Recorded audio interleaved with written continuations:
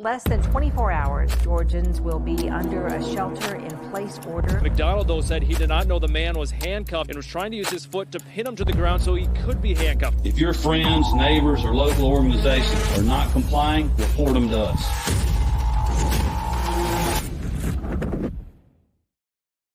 Howdy, y'all. Welcome to the Free Georgia podcast. My name is Jake Green. Thank y'all for tuning in today.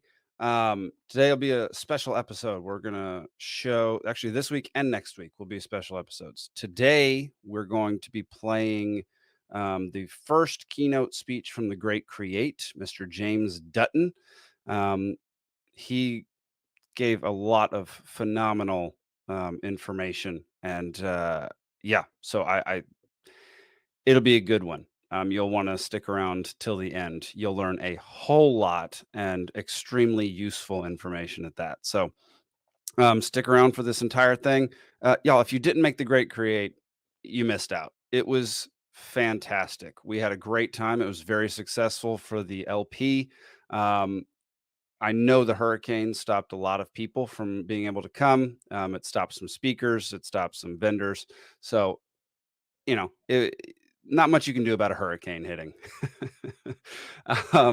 But if, next year when we throw it again, you got to be there, because I'll be living in Montana at that point, but I'm going to come in town specifically for that because it's such a good time. Fantastic event. Huge shout out to Elizabeth Melton for throwing it together. Not throwing it together. That sounds like she did it quickly. For taking the extreme care and taking a lot of her time to put it together, to make it be awesome. So, the amount of information that you could have learned, the amount of delicious beer that you could have drank, it was just a really good time. So, yeah, make sure you come out next next year when the Great Create happens yet again. I think that's it for right now. Without further ado, here's Mr. James Dutton. While I was there, I did nearly 1,800 cases, all felonies, and I never lost a trial once, okay? And my training was, you'll figure it out, get in there. And guys, what? But this is serious. No, you'll do fine. And I just took a different attitude of, hey, I don't work for the state. I certainly don't work for this judge, and I damn sure don't work for this DA. I work for this client. And even though they're not the one cutting me a check, they're my boss. So I'm going to do what's best for them. And slowed court down quite a lot, and they'd go, you have to announce ready on 60 cases. I'm not ready, and I'm not going to sit here and perjure myself and lie in court and say that I am, but you have to get ready. I'm ready on these 4 cases. Well, what if they pick another one? I'm not ready on those. I've gone to the site. I don't have an investigator. It's all me. I'm ready on these cases. If you pick another one, well, we're going to hold you contempt. Hold me contempt. I brought you a toothbrush. Like, let's go. You know what I'm saying? Like, I'm just going to slow your calendar down even more. Well, but James, we don't know what to do. I don't care. I don't work for you. You're not my problem. He's my problem. Okay? Since then, I'm now in private practice. And even in law school, though, I never thought I was going to do criminal law. I only did 1 semester of criminal law in law school. And that whole time I was like, ugh, criminal. I don't want to deal with criminals. But what I learned is a criminal defense attorney doesn't really defend the criminals, right? And I use the word criminals in this context because they're all incredibly guilty. Like, they're like the guy who's got a speeding ticket, the guy who got in a fight, the guy who got busted with drugs. Like, there's no way that I can really get in there and be like, but he didn't, like he was wearing somebody else's pants. You know what I mean? Like, those defenses don't work. However, that guy doesn't need to go to prison for it, okay? He needs rehab. He's got a meth problem. Prison's not going to help him. And just sitting him away for 3 years like you're going to do unless I stop you isn't going to help him. So we've been able to start a bunch of alternative courts and stuff and get people into programs that instead help them change their lives and actually save us all money because we don't have to pay to keep them up while they're in prison. Instead, they're out working and paying taxes. So it's a much better way just to do things in general. That said, most of my work is defending the Constitution. The judge's job is to sit and be a referee. Okay? And if nobody says, but wait, the rule is, they're going to keep going. The DA's job is to prosecute and believe the cops, okay? Which is harder than you think, okay? And they're not going to say, oh, yeah, my cop did something wrong, right? I mean, a baseball coach isn't going to call his own team for an infield fly. He's going to go, well, the umpires didn't call it. Like, off we go. And it's very rare when a DA goes, actually, we really should have followed the law more closely on this. It takes a defense attorney to stand up and go, whoa, whoa, whoa, I'm so sorry that this murderer is going to get off, but the Constitution's more important than this guy's prosecution. I'm so sorry that you did it wrong. That's not my fault. And millions of people literally have died for these rights, and so they're more important than anything happening in this courtroom. I don't care what the charge is. So I'm sorry, Mr. Police Officer, but you have to follow these rules. I'm the only one in the room making that happen. If there aren't defense attorneys, the cops aren't going to follow the rules because no one's making them. The prosecutors aren't going to follow the rules because nobody's making them. And the judges aren't going to follow the rules because nobody's calling it out. It's the defense attorney's job to go, whoa, whoa, whoa, I'm so sorry that this interferes with you guys railroading this person. But the Constitution matters, and here's why. Okay? The most important thing I learned in law school, okay, I learned on my first day. First day of law school, it's super competitive. You've been the smartest kid in the room for all of your college career, and now you're in the room with the still smartest kids from everywhere, right? And you feel like an idiot because you go, I did not study nearly as much as these kids did. We had reading. This is my first day. I'm supposed to be 200 pages in. I had no idea. And you're graded in law school against each other, okay? So they can only give so many A's. For every A they give, they have to give a C, right? So the kids that go to the library every single day and stay all night, like, you're graded against them, and you're like, oh, crap, I don't think I worked hard enough. In walks this professor. He's 6'6", looks like Darth Vader, has a Darth Vader cutout in his office, okay? Gray-haired, black a magistrate judge with books. And he walks down to the front of the class, slams them down, and we're all terrified, quiet. You know, it's stadium-style seating with 80 kids. And he gets a $100 bill, and he posts $100, takes it to the board. And he says, all of you have the right to that $100 bill. And we're all like, what is he talking about? Like, what is happening? And then he just starts like, what are the facts of the case? Oh, what case? What do you mean, what case, sir? You're not supposed to be here? I thought you were smart. What are the facts? It just tears the room up. And we're all just silently praying that he doesn't come to us, right? That's what the first day of law school is. And you're just sitting there going, what is happening? I feel like I'm in a firing squad. Okay, at the end of the class, he walks back over to the board, and he pulls that $100 bill off the board, and he said, you have lost the right to this $100 bill. At any point during class, you could have walked down here and gotten this $100 bill. You had the right to it. You did not assert your right, so you have lost it. The only rights we have are the rights that we assert. And if you stop asserting them, you lose them, and you don't get them back. And he closed his books, and he left. I could not tell you what the rest of that 2-hour class was about. I will forever be grateful for that lesson. The only rights we have are the rights that we assert. You know, it used to be illegal for police to have dogs smell your car, smell your luggage. But not enough people asserted their right to privacy, including their private smells, that the courts have ruled collectively as a society we have waived that right. And so we no longer have it. They used to have to get a warrant to put a GPS tracking device in your car. But since we're all on Google and Google can track your car, we've all collectively waived that right. They used to have to get a warrant to put a camera across the street and watch your house and surveil you. But since Google Earth, we've waived that right. They don't need a warrant to do that anymore. You see how bad this gets? Okay? Normally, I open carry a handgun. I don't conceal because I hope to never have to shoot anybody. I open carry to show I have the right to a firearm, and so do you, and we should all get used to seeing them. Not on just cops. Okay? That's why I'm wearing it. I mean, if somebody came up and tried to rob me, I'd be like, here's my wallet. It's not worth killing you. Or, you know what I mean? Like, I hope I would never have to use it. The point is, I get to. The point is, millions of people died so that I get to. Okay?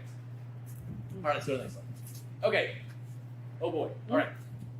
We're working on this. Okay, where do our rights come from? Anybody? Don't need to get religious. No, wrong. Wrong again. The Constitution is also not correct. God. From God. By being a human being created by a divine creator, all right, whether you believe or not, this is what the founding fathers believed, okay? That is where our rights come from.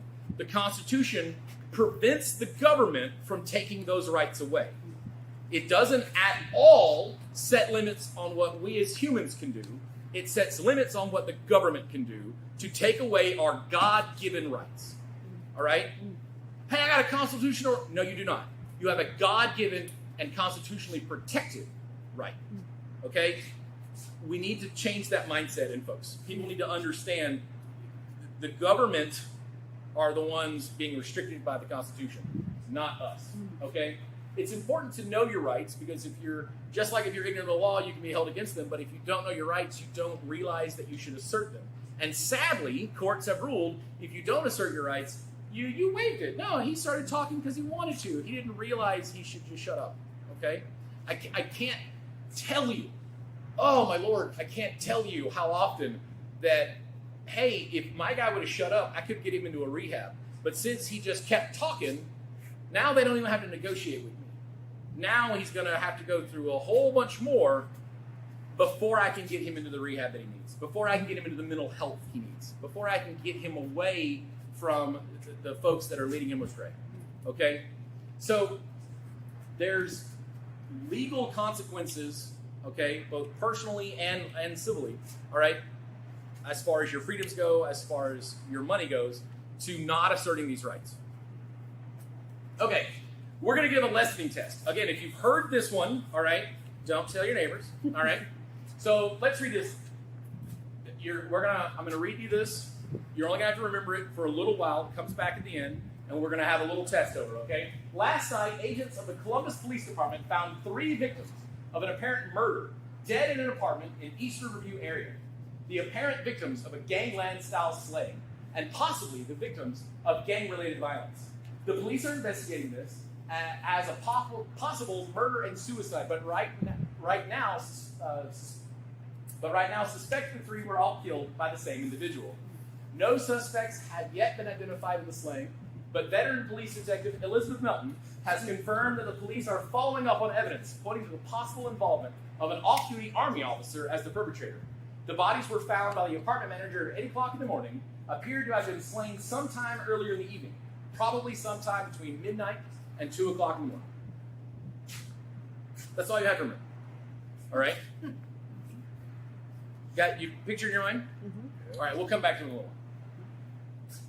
Okay, we're going to specifically talk about some rights. All right? I'm skipping over others. Anybody know what the Third Amendment says?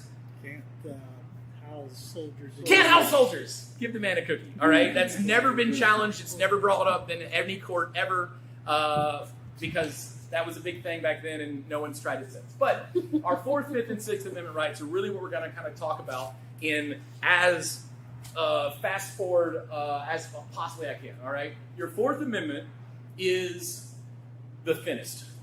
Okay? And I want to go over that real quick with you because we're going to talk about it the least. All right? Your 4th Amendment is the search and seizure clause. All right? You cannot, the Constitution is very clear. You cannot be searched, you can't be seized without a warrant, period. Okay? Oh, but there's an exception. If I'm, I can't go in your house without a warrant, but what if I'm actively chasing you? I saw you shoot somebody and I'm a cop and I'm running after you. Can you just run inside your door and cry, "Ollie, Ollie, oxen free"? Well, no. Okay, so there's an exception for hot pursuit. Okay, well, if I'm arresting you, I have to get a warrant to search your bag and your pockets. Yeah, but what if you've got a gun? Okay, we're going to make another exception for if you're already under arrest, I'm going to search your person. Okay, so well, what if I arrest you when you're in a car? Okay, I can search your car. You see where this is going? Okay, the 9th exception is if the police thought they had a warrant, they have one. And you know what they do? They sit down and they get in the car and go, "Hey, I heard we have a warrant." That's what I just heard. Yeah. Somebody said, I thought we had a warrant. Yeah, you said that. You just made it up. Don't lie to me and tell me you didn't. Okay? That's the 9th exception. So the 4th Amendment is a flimsy piece of paper that's nothing. There's more nuance to it than that, but effectively we're trusting cops and DAs to do the right thing. Good luck with that. So the 5th Amendment is really what we're going to talk about the most. Okay? That is your right against self-incrimination. All right? Your right to remain silent. Okay? Cop pulls you over, walks up to your window. What are they going to ask you? All right, license and registration. Do you know how fast you were going? Are they making small talk? They trying to become friends with you? Hey, you know what? I've gone that speed too. We should be buddies. No, they're interrogating you for possible crimes. They're trying to get you to admit to having violated the law. All right. In Georgia, we have local ordinances. Okay, you didn't take your trash out. You've got mattress in your front yard or something, right? Other than that, you only have misdemeanors and felonies. Speeding is a misdemeanor. Okay? Now, they let you sign the back of the ticket. You know what that is? That is your bond in lieu of them arresting you on that speeding ticket. I'm not signing that. Okay, then the default is you have to go and get booked because it's a crime. And so, but in lieu of all that, you can just sign this and we can let you go. That's an exception.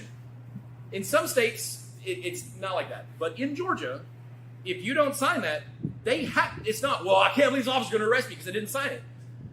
The procedure is I have to arrest you because you're guilty of a crime that I'm accusing you of, and so we've got to go and take you to the station. But I'll skip that if you'll just sign this and show up in court. You follow me? However, right, where are you coming from tonight? Hey, where are you headed? What? Why would you not answer that? You're trying to be polite. You're trying to talk this guy to give you a ticket. Hey, come on. I wasn't going that fast. Maybe a few miles over, but not, really bad. All right. I've just admitted to a crime.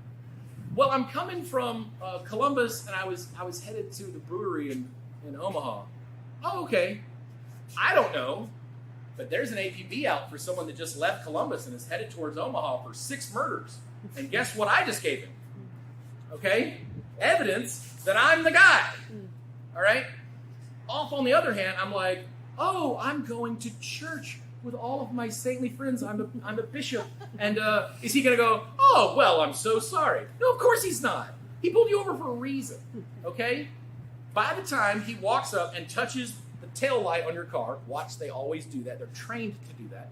To leave a fingerprint in case it's the dumbest. What? They've got your tag. They know what the car is. But I've touched it. It's my fingerprint. They're going to, once he's at the window, he's already made up his mind if he's going to write you a ticket or not. You're not going to talk him out of it. However, you could give him more things to write you a ticket. I got a ticket in Milton, Georgia, all right, for cutting a curve a little too much. And so I got a failure to maintain ticket. How much you been drinking tonight? Respectfully, officer, I'm not going to answer your questions. Where'd you come from tonight? Respectfully, officer, I'm not going to answer your question. You're not going to tell me where you're coming from tonight? Respectfully, officer, I'm not going to answer any of your questions. Well, I need your ID and I need your wife's ID. Oh, here's mine. No, we're respectfully not going to give you hers. The Supreme Court has said we get to ask for everyone's IDs. You sure can.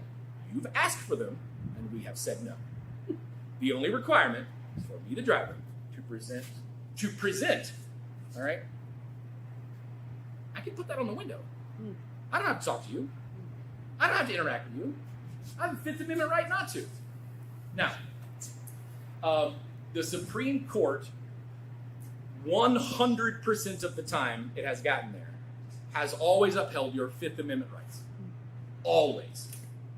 Well, but he wasn't charged with a crime, so we have to make him talk about, nope. Why? Because I could be charged with a crime. Let's go to the next slide. Okay? Fact pattern. Cops have got you. They want to question you about an incident, somebody that you know. And you say, well, I'm smart. I'll just tell them I have nothing to do with it.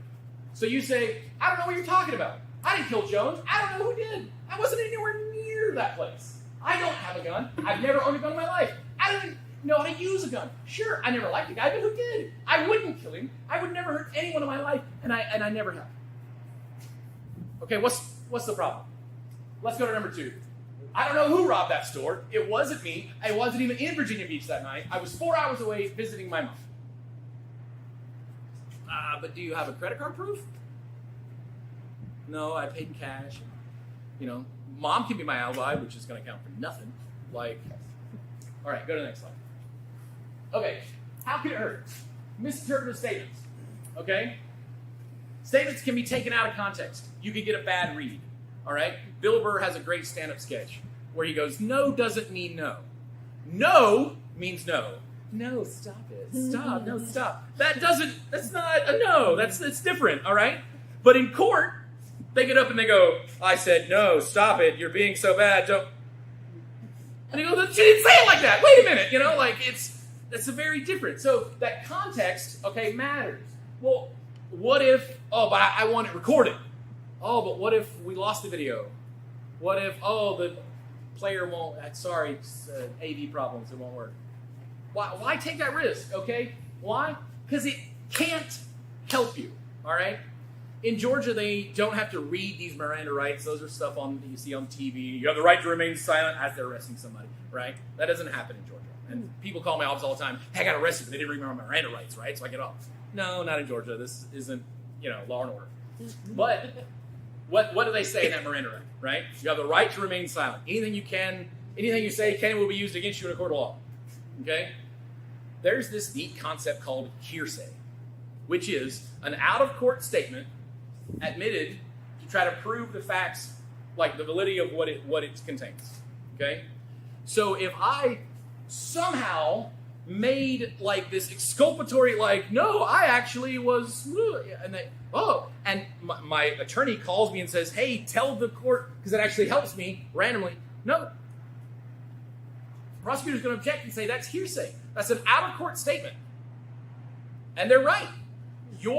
Whatever you tell them that might be good for you can't come in by law. Only what can be used to hurt you. So then why would you ever say anything? Because it can only be used to hurt you. It cannot legally be used to help you. Okay? But what if they disagree? Well, you said this, didn't you? No, I didn't say that. Well, my notes say you did. Well, wait a minute. What? So if you make no statement, there's no disagreement. Okay? Let's talk about some of this unintentional self-incrimination. Okay? Admitting to something minor that escalates. I was going a little fast, but I don't think I'm speeding that way. Maybe 5 miles over. Okay, well, hop out of the car. Now I'm going to test you and now I'm going to search your car. And your idiot friend left a joint in the back seat a week ago that you didn't even know about. Well, guess who gets handcuffed? You know what I mean? It's not going to help. All right? What are they going to read from that first fact pattern? Okay? I never did it. I never owned a gun. Is that what the jury's going to hear? No. They're going to come in with a giant blow-up glossy picture that says, I never liked the guy. See? He's got motive. He never liked this guy. Well, I didn't kill him. Yeah, but the jury is going to hear that you never liked him. You had something against him. Okay? Officer said, I never. Okay, let's go to the next. All right. So we're going to watch a little bit of a movie that is fantastic. If you haven't seen it, watch it twice. They show it to us in multiple law school classes because the law in it is very correct. All right? So let's watch this interrogation from My Cousin Vinny.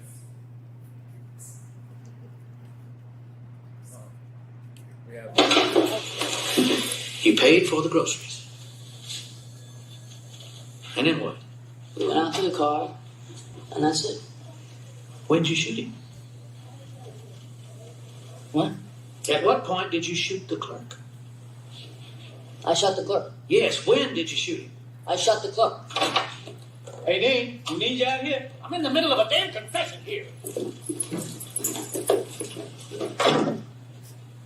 Whoa! Wait a minute! I asked him if he did it, and he said, I shot the clerk. I asked him again. And again he said, I shot the clerk. Your Honor, No further questions. No further question. He's in there. He thinks he's copping to stealing the can of tuna that he inadvertently put in his pocket and walked out. He forgot. Yeah, you're right. I'm so sorry. I'll make a full confession. He had no idea that even a murder took place. He's in there trying to be helpful. Yeah, let's get this over with. Like, it's a can of tuna, no big deal. I'll say I'm sorry.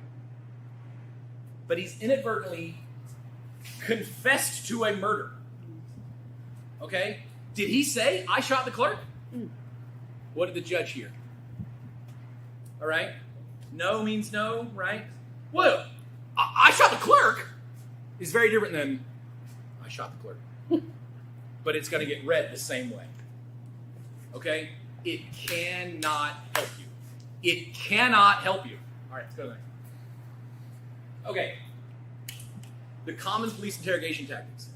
Hey, man, look, it's going to be same thing they did there. Hey, man, we can get this over with real quick. All right? Why don't you go ahead and, sign this here. It's not a confession. It's just that you're okay talking to me because you do have to sign that you're okay talking to him. Why in the world? Why in the world? I wouldn't give the other baseball team our starting lineup until I have to. Why would I tell the cops who want me to go to prison anything at all? I wouldn't tell them my middle name. What are you talking about? Now, I'm not going to be a jerk to them, right?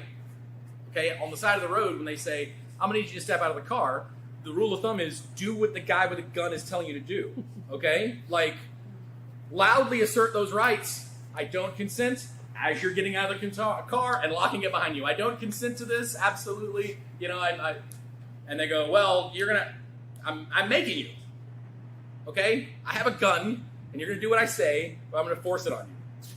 There is not the time for the trial. Loudly, continuously saying, I want to assert my right. I want to speak to an attorney. I want your supervisor to be here. I do not consent to this. I do not consent to searches. I do not consent to the search of my body, right? Just loudly, and it's going to be on the camera. Everyone in the state now has a camera, which is great, okay? Half the time they don't work, especially when they don't want them to. But continuously and loudly state this, okay? And then do whatever they force you at gunpoint to do. I can win that battle in the back end, okay? The side of the road is not the courtroom, okay? All right? He's in charge on the side of the road because he's got a gun, and he's not going to get in trouble for shooting him, okay? When they get to the courtroom, I'm in charge. Okay? I'm in charge. Not them. Boy, they hate that. Okay. We all know the different deceptions that police can use. The police, during their post-certification in foresight, are trained and taught how, not just that they can, but how correctly to lie to you. It is 100% legal for the cops to absolutely misinform you, to lie to you. Hey, your friend's already confessed, so go ahead and make your confession and we'll go lighter on you. In fact, I'll make sure that you don't get any prison time at all if you just confess. He's already confessed, man, and we're going to let him go. You confess, we're going to let you go. Okay, I did it. Well, guess what? I was lying, and now you've confessed. Okay? Now, I can fight out on the back end, but he promised X, Y, Z, and sometimes you heard that promise that wasn't really there. Look, I promise I'll take care of this whole thing if you confess. Well, what does that mean? It means whatever the cop wants it to mean, not what you thought it meant. Okay? They're trained on how to do that. Again, this sounds very anti-cop. I promise it's not. I promise it's not. Okay? I'm glad that if I got robbed and my house got broken into, my car got stolen, that I could call the police and have someone come and respond to that. But at the same time, our rights are literally more important than our lives. Okay? Remember that. All right, let's go there. Okay, what to do instead? This is very important. Politely decline. He rolls that window down and goes, get out of the car, and you go, F you, pig, I'm not doing that. You're in trouble, okay?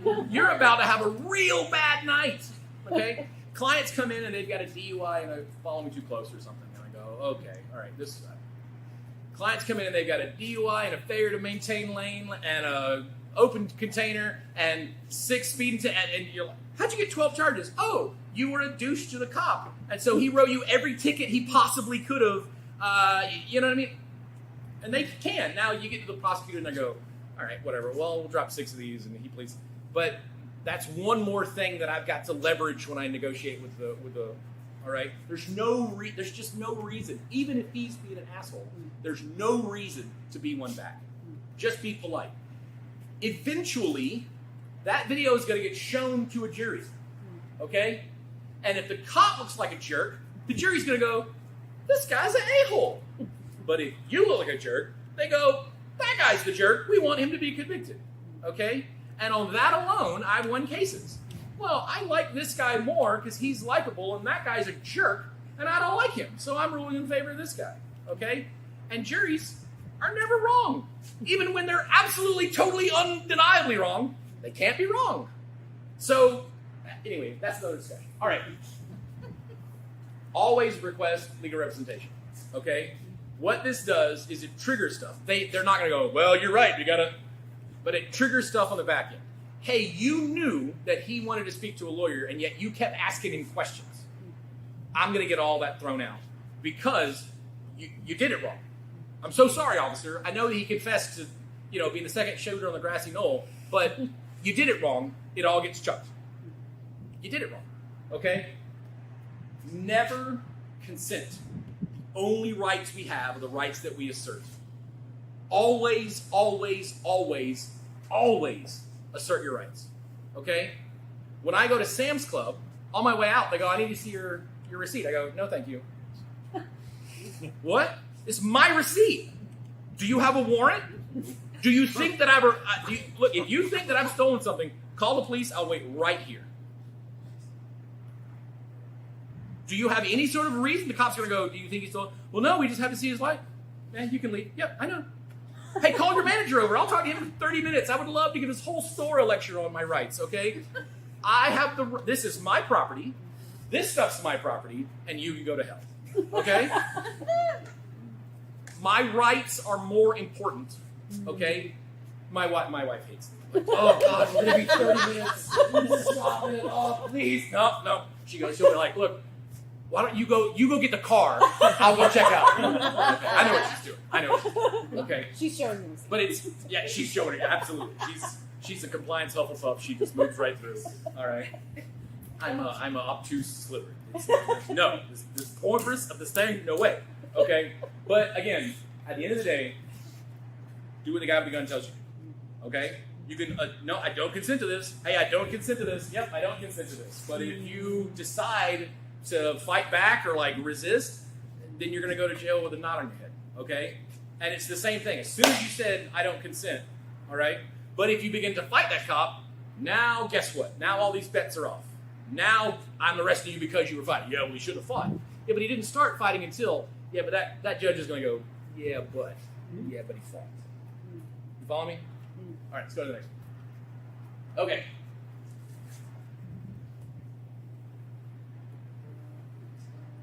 Let's just go ahead and see. We're trying to, okay. All right, this is the phone. All right, here's the quiz. Remember that fact pattern from earlier?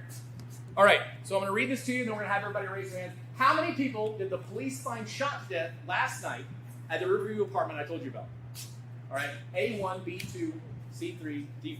Okay, raise your hands. Who thinks 1? Who thinks A? All right, who thinks 2? A couple. All right, who thinks 3? All right, a bunch of people. Look, hold on. Keep your hands up. Okay, look at all these people. Okay? Why are you wrong? That many people can't be right. I never said there was a shot. I never said gun. I never said bullet. Okay? But it's not weird that you thought that I did. Okay? Our brains hate a gap in information. Our brains like to assume things. Okay? That's the way our brains work. Gangline style slaying might imply something. Murder-suicide might imply something. I never said shot. I never said. Why? Why should you not even answer this question? Okay? Because now, in the courtroom, they're going to go, when you interrogated him, was there anything weird? Yes, there was.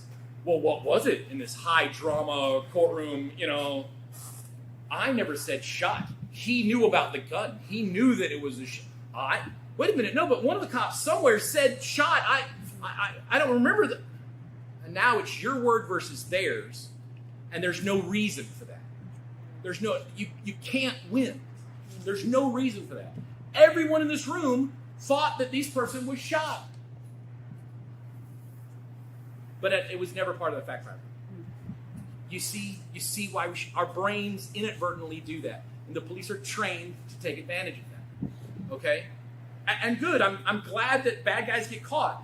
But so many of us totally innocent people get caught up in this all the time. Every day, all the time.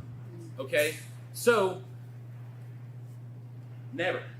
Just don't talk. Okay, let's go next. Okay. It is important that you know your rights. Okay?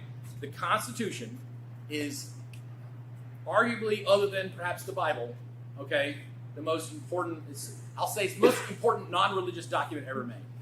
Okay? But even then, there's almost a religious level of reverence for it. Okay? Because I believe it was a divinely inspired creation. All right? No one had ever done this before. Okay? No one, I mean, the Magna Carta was the closest thing. And if you've read it, it's convoluted at best. Okay?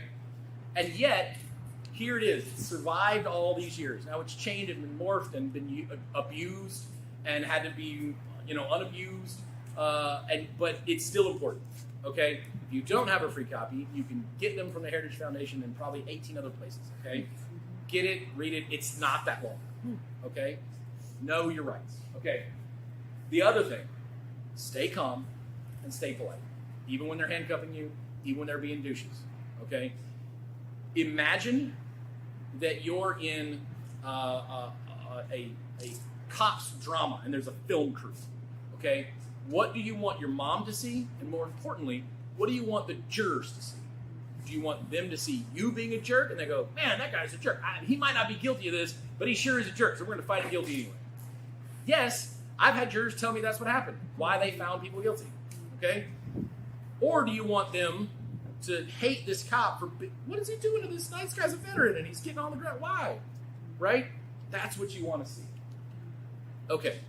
My last slide, I think, just asks for questions. All right. So here's some legal resources. All right. A lot of this information comes from Professor James Swain. He's with the Regent School of Law, which is Virginia Tech's law school. If you want to go to that video, it's a 45-minute version, and he speaks like the Energizer Bunny of kind of what a... No, don't. Yeah. Oh, okay. Don't You go see down. what it looks I was supposed to give you a taste of a typical law school. If you thought I was talking fast, okay? He's got a lot more information. He goes a lot deeper into what I just went through. He goes through, and it's all about the Fifth Amendment and all these reasons why and why and why. We skimmed to the top of several of them, okay? There's my website if you want to contact me. I take stuff all over the state. I also advise people all over the state.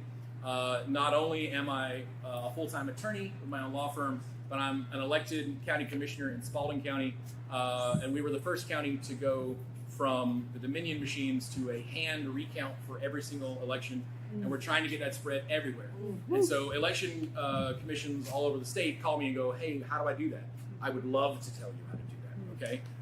Because it's very easy, and lots of lawyers would be like, but you can't. Yeah, you totally can. Yes, you absolutely totally can. It's not even that hard, okay? And it's not that expensive. So if you or anybody else has any kind of issues that you need to chat with me about, there's my information. But I think we can go with one more. Now is also your chance, okay? And I'll be here all night, and I'm super approachable, and I promise I won't be sweating as much on the inside, okay? So does anybody have any questions? Yes, sir. So they're trained to try to catch you out. Yeah. So is that because, are they trying to catch you out on things that they suspect you did, or just kind of anything? So if I have to spend days finding facts and building a case and like exploring and figuring out and talking to witnesses, like there's a chance I'm just not going to do that. So There's a chance that it's just like, but if I could go, hey man, did you do this? Yeah, I did it. Well, now I don't have to do all that, right? And there's 8 million people that get shot and punched and whatever, you know what I mean? But if I walk up and go, hey, what? And you go, yeah. But if you go, no, thank you, I'm not going to, politely declining to answer any of your questions, there's a huge chance that cop's just not going to go do the work. Because he's about to get a call in 30 minutes to another case that he is going to go make an arrest. when you're a hammer, everything starts looking like a nail.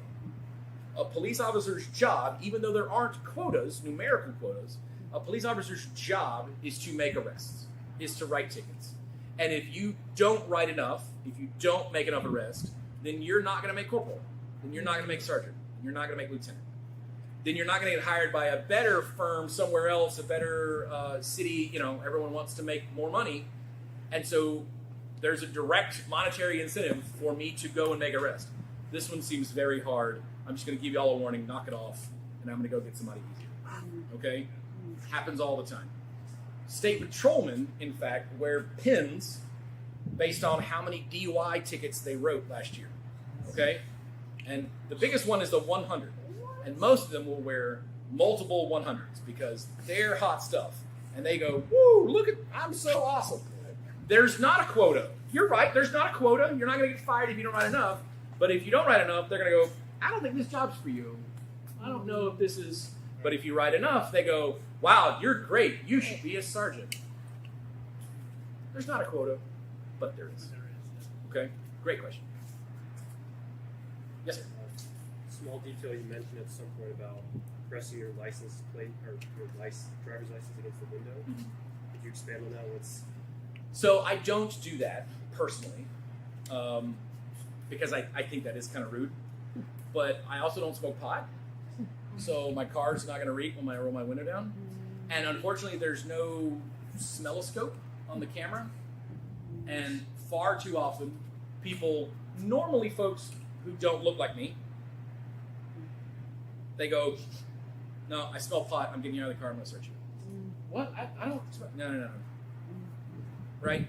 So that's why they want you to roll your window down. Hey, roll your window down and talk to me. I do not have to do that. Okay? What are they doing? They're trying to catch a whiff of alcohol. They're trying to catch a whiff. And I love police. They're getting a little wise to it now. But they say on the stand, I smelled out. Now put it in their police report. I smelled the strong odor of alcohol. No, you absolutely did not. Alcohol is an odorless substance. There is no way that you smelled alcohol. Right? So they write now, I smell the odor of an alcoholic beverage. Okay, all right, I'll give you that. But on a motion to suppress one time, I had an officer testify that on July 31st, while he was in his cruiser, with the windows up, with the air on recirculate, a car passing on the other side of the divided highway going 70 miles an hour in the opposite direction, it was at that moment that he smelled the green leafy marijuana. No. When he then got behind them and pulled them over, it was not only in the trunk, not only in the tire, it was physically inside the rubber of the tire in a coffee ground can wrapped in cellophane. Does anyone in their right mind think he smelled that while his car is on reset? Of course not. He had, and I have no proof of this, but he also had no proof that he smelled that, so I'm going to say it. It was very obvious to me that the distributor, the dealer in Atlanta, had somebody who wanted a bigger cut, had somebody that he was just feeding. They probably make 12 shipments a week, and one or two he calls and goes, this is the license plate number. And nobody's going to go investigate that guy because look at this stuff. Look, we found these drugs. Aren't we amazing? And so they get to keep making these arrests, even though they're getting 1/10 of it, 1/12 of it. And the dealer gets to slough off some guy who's now getting a little uppity in his opinion. Okay? And so the cops get to look good. No one's going to find that guy because he's their source of looking good. And that's their incentive is, look at these arrests I've made. Now I'm a sergeant. That guy is now the head. I think he's at least a captain if he's not a major. All right, and it's because of stuff like that. So would you recommend... The judge, by the way, said that went to weight, not admissibility. That's a jury question, whether or not he could have smelled it. And since he testified that he smelled it, I'm going to allow it in. That judge is also elected and also still employed. So would you recommend handing them the license? So I do. I hand them the license, and then I politely assert my rights. Because again, I want even the cop to see me assert my rights. No, this is important. You should know that I'm asserting my rights, right? I had an officer pull me over at like 8:45 in the morning as I was turning into a superior court not far from here. And, he, where are you headed this morning? and it was in Hamilton, Georgia. Hamilton, Georgia is the size of this room. Like, there's nothing. I mean, it like makes Omaha here seem like metropolis. Okay, and like there's only the courthouse. I'm in a suit. There's my folders. Where are you headed this morning? And I just looked at him and then looked down and just went, politely, officer, I'm not going to answer your questions. Like, what? What do you think I'm going, stupid? Like, you can't. Don't say that. You know. Well, you know, where are you coming from? Politely, officer, I'm not going to answer your questions. Right? And what? And then literally he wrote me a printed warning. There's a warning for something, and he'd been following me for 45 minutes. It was an out-of-county tag, so. And I literally pulled like from here into like a parking spot, and then got out and went into the courtroom. And then me and all of his buddies that were there for other cases laughed at how ridiculous it was. Like it was so. But yeah, it definitely happens. It definitely happens. If a cop is really being a jerk, the rule is present. It's not hand to give a physical copy of. It's present. So that's presenting. You're going to have to argue it back and forth in a courtroom if, you know, this former Marine who's going to be a douchebag about it, like, I said, hand it to me, boy. Like, I don't have to, but, like, yeah, I'm going to have to do what the guy with the gun says. Well, I smell pot. No, you don't. But I'm not going to sit here and argue with you. We're going to argue in court. So, yeah, fun times. Yeah, I was going to ask, what's the deal with smelling things like alcoholic beverages or marijuana? Does it give them the right to search in Georgia? It does. This goes back to the Fourth Amendment. So if they have probable cause, right?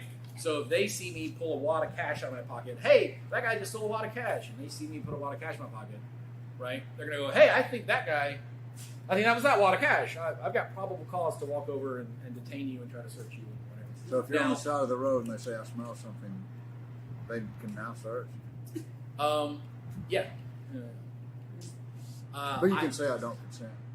Yeah, you just keep saying I don't consent, and then later I can be like, "Hey, you searched, and like you found a gun, but you didn't smell the gun. You smelled this, and you shouldn't have smelled that because that wasn't there, and at no point was it there. And it's this doctrine called the fruit of the poisonous tree. Mm-hmm. Hey, the root of this was wrong, and so whatever you got from it that might have been something that's right and illegal, like because it's the fruit of this poisonous tree, you get none. Well, guns ain't illegal, but yeah. Well, it's hard to. I'll tell you a very quick story. I'll try to make it quick. An old lady who lived in Jacksonville, Florida, was flying to her daughter's house. She was going to sell her house in Jacksonville, Florida, and fly to Long Beach, I want to say, where her daughter lives. She had just gotten too old and didn't want to live by herself anymore. Her sister had flown out to Jacksonville to help her pack some stuff up. But she was selling the house with all the stuff, right? Because she couldn't move it across the country anyway, so she had it staged. Well, her daughter had bad credit, but she had great credit. So she would buy the cars, and then daughter would pay her, and she would just shovel the cash away in like a coffee tin, right? Well, she doesn't want to leave the coffee tin there, so she brings it with her, okay? This old woman, by the way, had fled to the United States, fled Cambodia from the Khmer Rouge to come to the land of the free, okay? Could not speak English, and gets pulled over for having a dim taglight. Not an out taglight, but a dim taglight. She got pulled over because she was brown and had a Florida tag. That's why she got pulled over, okay? But their reason auspiciously was the dim taglight. And they got to the window and they said, where are you coming from? And she goes, yes. That's all she can say English. She doesn't speak English, okay? She fled here to get away from the evil communists so she wouldn't be harassed by the government. And the officer said, yeah, you're coming from Florida. You mind if we search your car? Yes. Okay, ma'am, hop on out. And they handcuff her and the 70-year-old lady with her, put her in the back of the police car, and then they get the dogs and they proceed to strip her car. And of course they don't find any drugs. She's a nice old lady. She's never committed a crime in her life, okay? But they do find $15,550, okay? And they go, where'd you get this money? And she goes, yes. You know, she's going, yes, my money. And they're like, well, you can't tell us where you got it. We think you got it illegally, so we're going to keep it. Yep. You can go.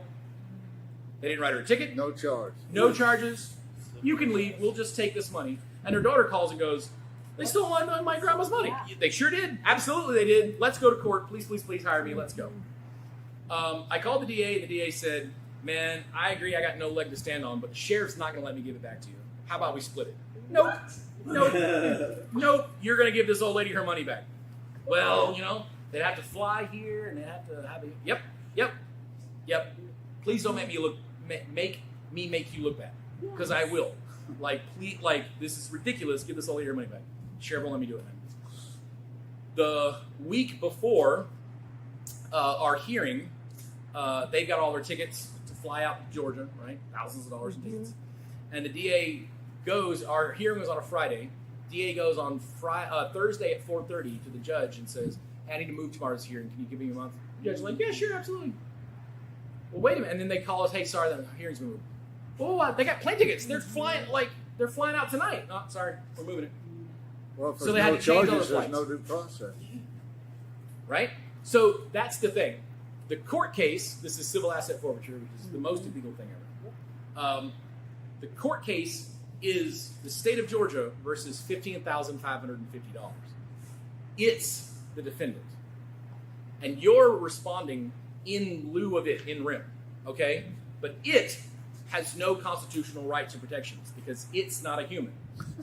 And so you have to both prove that it's your money and that you didn't get it through nefarious means. Okay, so the burden totally shifts to you because that's an inanimate object. When they win, if they, most of the money is just kept by the police. If they win, they can do whatever they want with it. They can buy a margarita machine for their lobby. They can do anything they want for it. The only responsibility is they have to tally up the grand total and tell the feds every year how much they stole. Before that second hearing, SCOTUS, when Ruth Bader Ginsburg was still on up there, released a 9-0 decision. Unanimous decision. All right? Gorsuch and Ruth Bader Ginsburg were like, yep, we totally agree. States are definitely doing this wrong and they need to stop. And I said, they released that on a Thursday because they always come out on Thursdays. And I was like, man, the prosecutor's calling me Monday. You watch. Sure enough, hey, James, where are we at with this civil asset forfeiture case? I'm like, I don't know, but I got a 9-0 SCOTUS decision that says you're about to give this old lady her money back. Well, that's got to be brought to Georgia. That's a federal law, but until it's brought by some case, this could be the one. And I would I put my name on a billboard that says I'm the one that brought this to Georgia. Please, please, please, let's go. Well, how about 12? How about I give him 12 back? No, absolutely not. Well, it's my responsibility as an attorney. I have to convey any offers. So I called them and said, hey, they've offered 12. And they go, well, our tickets are refundable. And our tickets cost us 4. So we actually net more money if we accept the 12. So the Butts County Police legally stole $3,550 from a woman who had done nothing wrong. And they know it. You really want the kick in the teeth? If you add up all the money that is reported for civil asset forfeiture, only from people who are never subsequently charged, not found guilty, but not even charged with a crime, it adds up to more money stolen than all thefts, all burglaries, and all robberies in the United States. The police steal more from innocent people in the United States than thieves do. That's a staggering statistic. That's a staggering statistic. And we should all be outraged. Outraged. Outraged. Okay? You guys have all seen the Washington Monument? There's 2 little lights on the top that blink so the planes don't hit it. There's a wire that runs down the Washington Monument and then across and goes over into Arlington where Thomas Jefferson is buried. And it's actually hooked to a little generator. And every time he rolls over in his grave, that's what powers those lights. Okay? All right. Any other questions before we go? We're losing a lot. Anybody? Okay, I'm around. Oh, sir. I have like 10,000 questions. But we've been talking here tonight about local cops.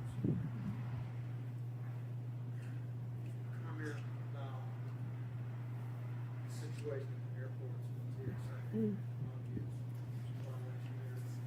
And if you'd like this off opinion, what kind of resistance may offer some kind of possibility putting into that process? So it's gonna take political will. It takes political will. Just like I was telling earlier when they decoupled suspending your license when you got a pot charge. They used to suspend your license for 6 months automatically for any pot charge, even if it had nothing to do with your car. two politicians from South Georgia went up and said, hey, let's decouple that. And they got primaried in the next election and lost. And the people that primaried them went, they want your kids to smoke the pots. And they were out.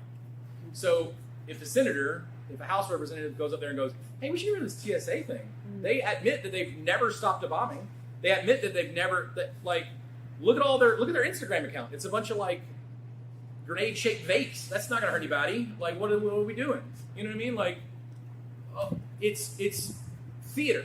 It makes people think that they're safe. It's not. Have you spoken to those people? I wouldn't let them watch my kids. When we were leaving JFK, I used to be on the Model United Nations team with Georgia State. We were leaving JFK, and they stopped the guy who was on my team with me and opened up his suitcase. They don't have to ask him to open their suitcase. They're just doing it. They opened up his suitcase, rooted around inside, and pulled out his, I want to say Gucci, but it was some kind of name brand like Coach or something, sunglasses case.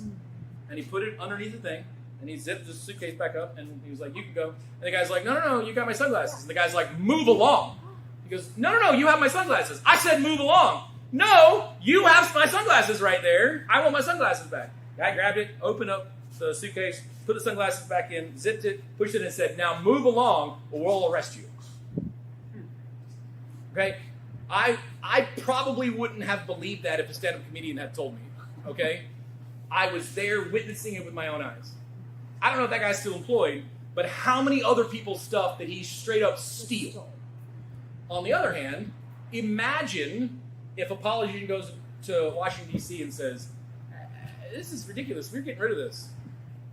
The next election cycle is, he wants you to be unsafe. He wants the terrorists to win. And the low education voter is going to go, he's right, oh my gosh. I mean, people believe, that Kamala Harris is going to do what she hadn't done the last 4 years. And that Trump is going to do all this terrible stuff that he didn't do when he was the actual president. It makes no sense. And yet, there'll be millions of people who fall for that. Millions. So, that's what it takes. Is an educated populace and the political will to actually stop it. And it's the same thing with local level. It's much easier. Our district attorney won a suppression motion to suppress against me that I obviously should have won. I won't go into the technicality of it, but it was like, Judge, are you serious? What? And she even recognized that she shouldn't have won. And as soon as I lost and he said, call the next case, she walked over to my table and I was still stunned, I can't believe it. She said, James, I should not have won that case. I'm going to dismiss this case. All right? That's a level of integrity that you don't see from district attorneys. That everyone else would go, well, I got the W. Hey, yeah, I held on the line, and so my guy scored when we won. We shouldn't have. I totally cheated, but no football coach is going to be like, well, no, ref, our guy held. You should take that point back. That's never going to happen. DAs just take the W and move on. But when you find someone who goes, hey, that was ridiculous. I didn't know what you were going to. That's my bad. I'm going to dismiss this case. That person needs to be protected like a national treasure. Okay, I go and campaign for the district attorney in my area. Okay, because she's that kind of person. When COVID happened, I was one of the elected officials, and they came and they said, we need to make all these restrictions. We need to put in a curfew. And I was like, how is that going to help?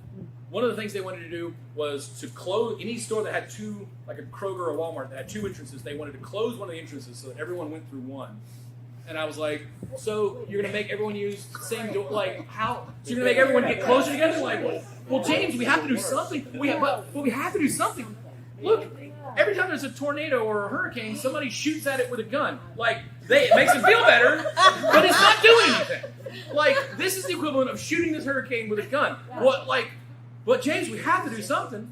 And it passed 4-1. Yes. Okay? I'm the only one vote going guys, this is stupid. And our sheriff walked up and said, guys, I don't care that you just passed that.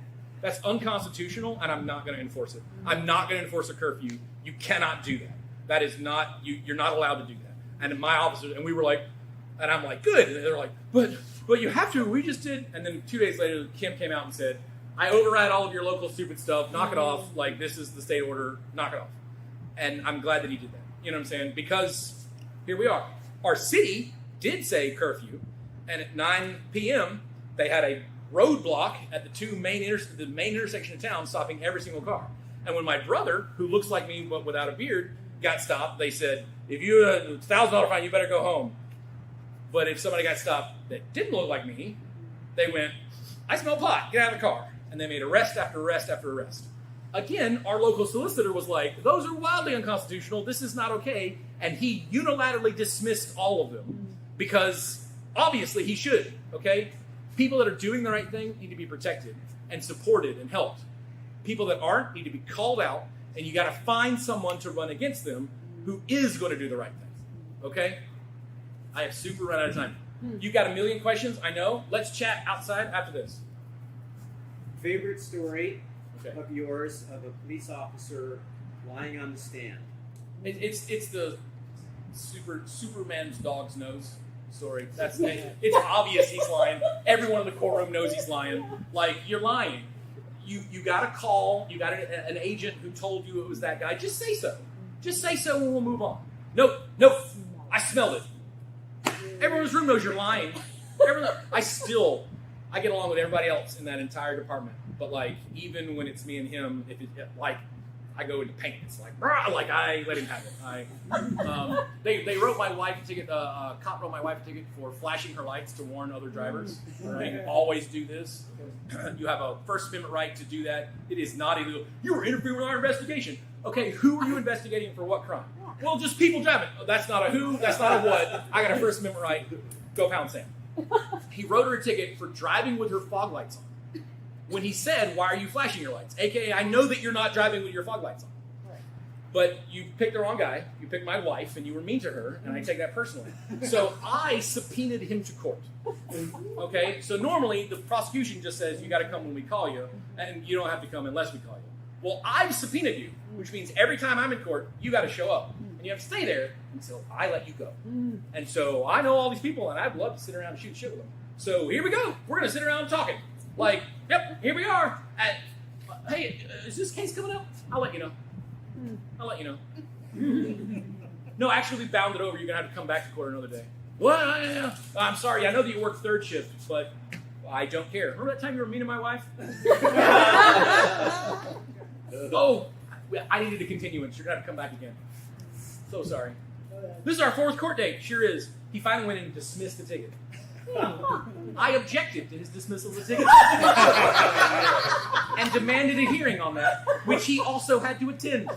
Now the judge went, I'm dismissing the ticket. I went, I know. But like, made him show up 4 times. Don't be mean to my wife. That's the lesson. You know what I mean? But like, everybody knows you're lying. You know what I mean? Like, you're lying. It's on video. You're lying. Okay, I'm going to give you our time. Again, it takes a defense attorney, right? Oh, those slimy defense attorneys. Look what they did to OJ. Like, yeah, there's plenty of people that come in my office and go, hey, we're just going to lie and say it was my friend driving. And I go, here's another lawyer's card. You can call him. I don't do that. Okay? I don't do that. But, hey, it's your third DUI and you're 22. What do we do about your alcoholism? Alcoholism? Yeah, man. You're on your third DUI. You're 22. You have an alcohol problem. You think so? Let's go ask a professional. Let's go and get, oh, man, I have an alcohol problem. And then 2 years later, when they're done with an outpatient program, they come to my office and go, James, thank you for changing my life. Okay? I could make easily 5 times, but probably 10 times what I make in Griffin if I worked in Atlanta. Okay? But the people that routinely come to my office and say, thank you for helping me change my life. I didn't know how bad my situation was. This was controlling me. That's why I drive a used Toyota and not me. Okay? Because that's more valuable. Okay, thank you guys for listening. Sorry to